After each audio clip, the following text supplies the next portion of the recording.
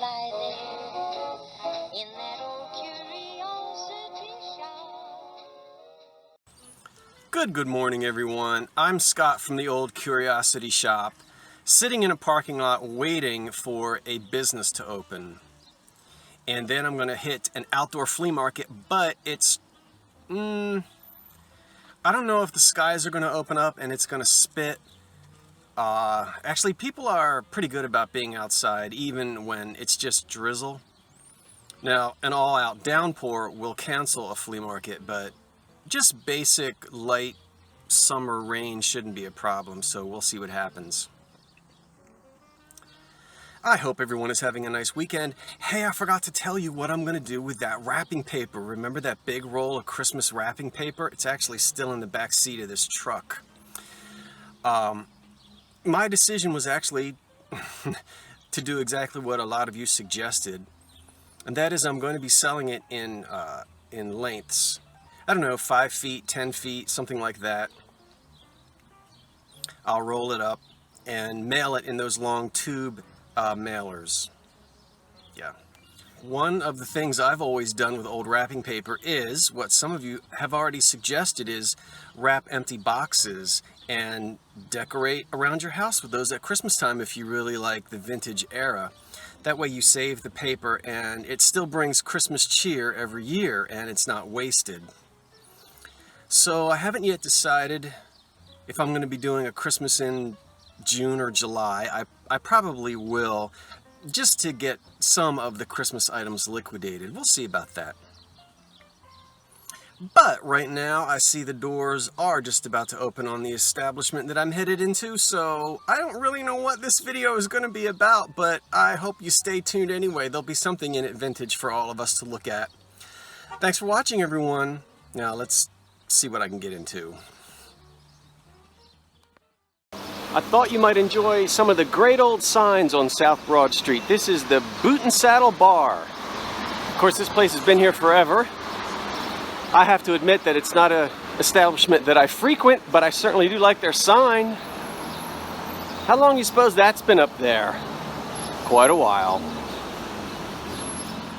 And 1 block from the Boot and Saddle is Phillips Restaurant and Cocktail Lounge with air conditioning. What a novelty it was when air conditioning came into public buildings and they actually had it displayed on their signage. That's a cool 1930s, 40s looking sign. That would sell for quite a bit of money, but it's stuck to the front of that building where it should be. I love it.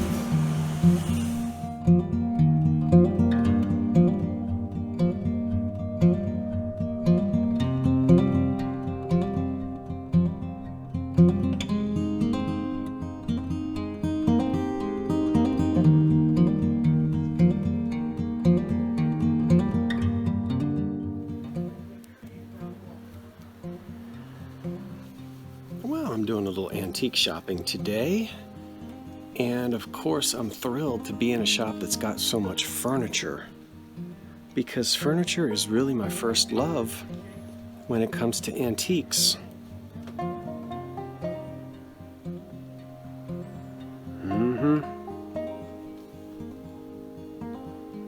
Let's just walk around and take a look at things. This is advertised here as an Empire chest, $279.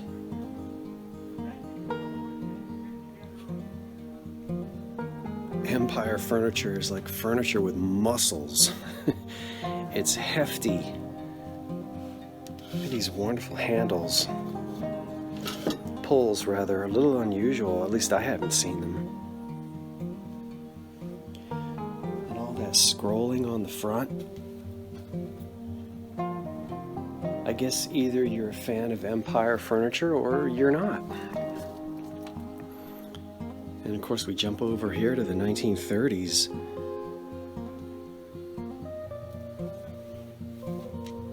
A bedroom piece here with wonderful butterscotch pulls, handles. Look at these little tiny drawers. Oh, they fooled me. One big one, but it looks like 4 little ones.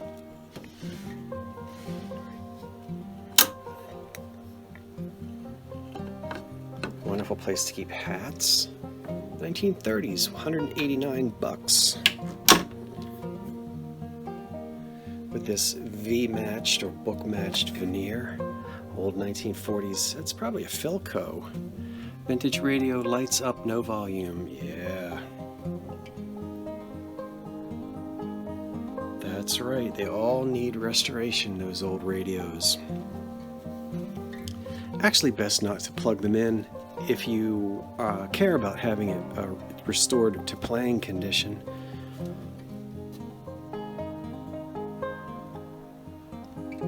Nice big cabinet from the 1920s era. Walnut double door, blind china with drawers. Ooh, now I see something in the back I'm excited about. Do you see it? I'm headed right there. Oh, I love this. Cronin. $20 set of 4 retro. That's actually not bad, even for resale. I love this pink and black ovenware. Reminds me of Good and Plenty. Very 1960s, right? Or 50s.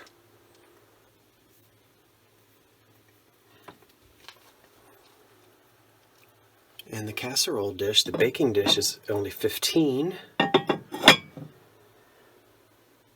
So $35 for all of that. Not a bad price. And I am in an antique store, not a thrift shop. 1920s china closet. But I want to get back here to this stacking bookcase. That's what I want to get to right there. And of course, most folks will call these barrister bookcases because of the... Excuse me, I'm trying to slide through here. What was I saying? Let's see what they've got on it. That's not bad. $550.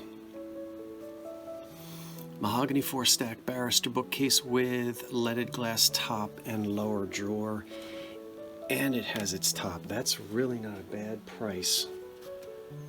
Years ago, we would estimate about $150 per stack. But here you've got the original bottom with a drawer. They don't all have drawers. And the original top. Looks like an original finish. Sometimes there's copper banding here on the sides.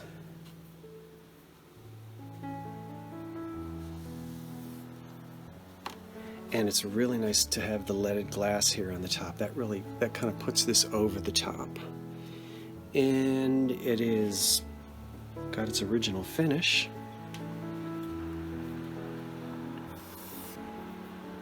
And it's mahogany veneer under there. Back up so you can really see it. The scroll feet down there is typical of these bookcases that were made in the right around 1920 or before. This big scrolled foot was popular. Really nice to have a drawer.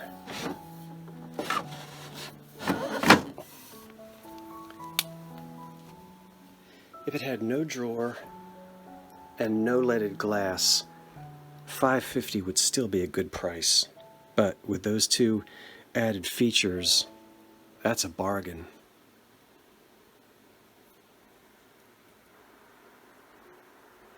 And oftentimes people think that these were just simply made for lawyers or for office space, but these were could be commercially used, but also you found these in the home as well. And very practical because, as you know, it's all stacked here. So it's very easy to move. And you could go back to the same company and buy additional stacks. So you might have 3, you might have 4, 5, 6, go all the way up to the ceiling. That's really nice.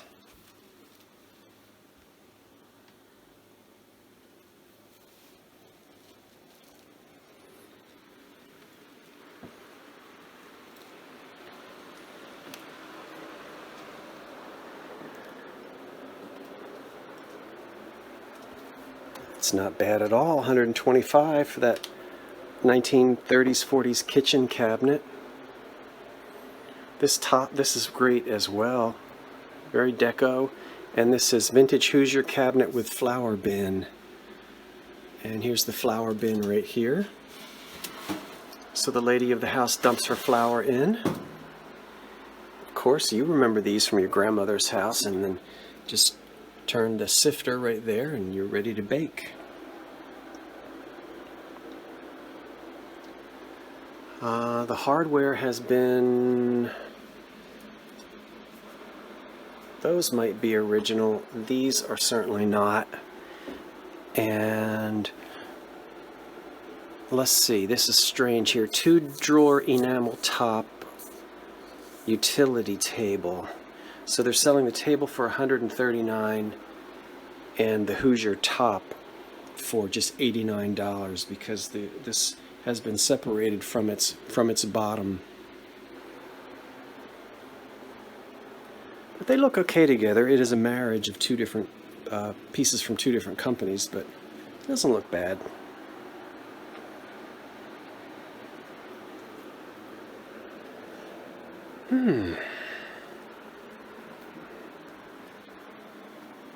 Oh, the old card catalog. Of course, that's not what this is. Something from some office or store.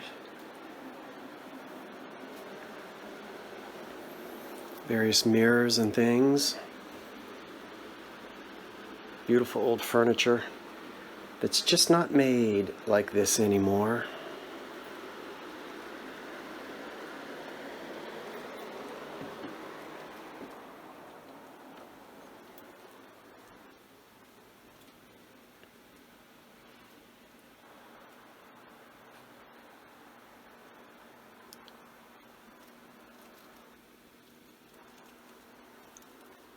Samplers on the wall. These are $24 each. More beautiful furniture.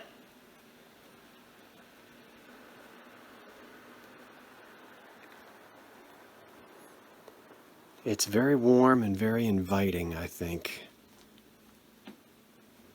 No matter what they say about poor old brown furniture, I love it and I'll take it any day. Well, I'm still in the same shop, but I'm in a different section of the shop, and we're still looking at some wonderful 1930s furniture. Can you just picture Myrna Loy powdering her nose in front of that? I love it. And a lot of people did. It was quite an escape to watch those films in the 1930s, those glamorous Hollywood films. Look at this suitcase full of cabinet cards. And this is Allentown, Pennsylvania. I could probably stand here all afternoon and flip through these. I'm trying my best to stay in focus. I keep going out of focus. And then you can't see what I'm doing. Look at this. That looks like they're in the snow. And here's a wedding in the 1930s.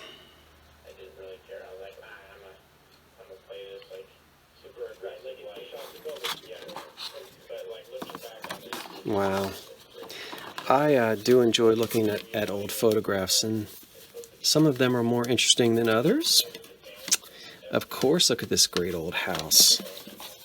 Look at that. Probably when it was new.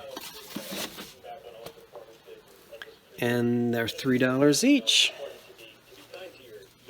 Imagine you'd get a discount if you bought a whole bunch of them.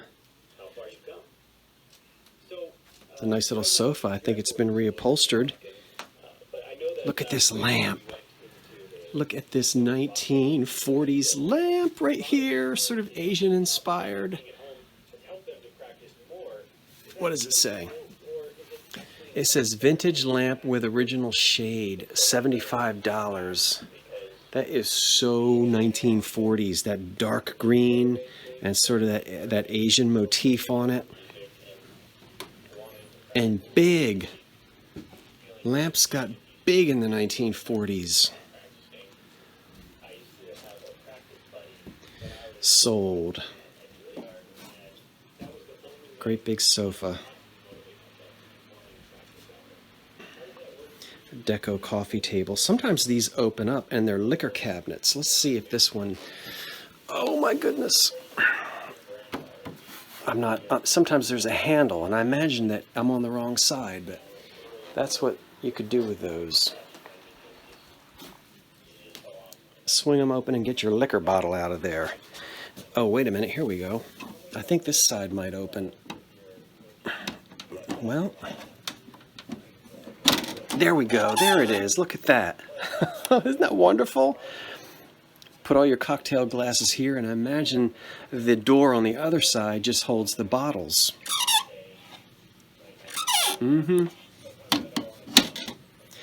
Now remember, Prohibition ended in 1933, so this was not an attempt to hide illegal liquor. It's just one of those popular items from that era. Liquor cabinets, there we go.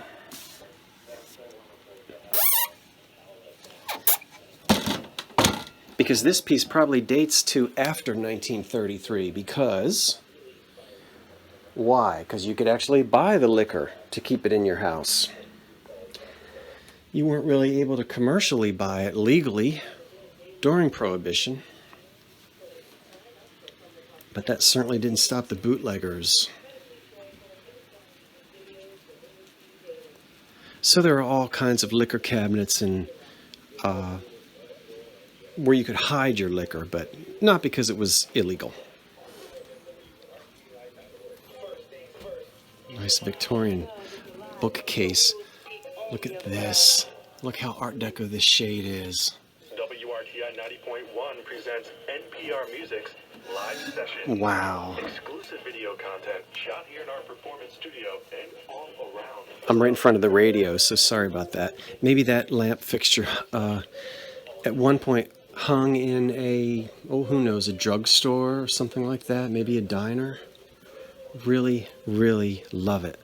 All these dolls, chairs, more furniture. Is it raining out there? No, not yet.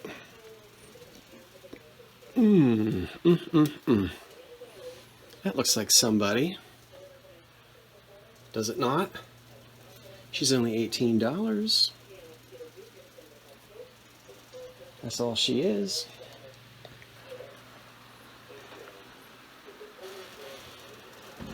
Well, there's a lot to be seen.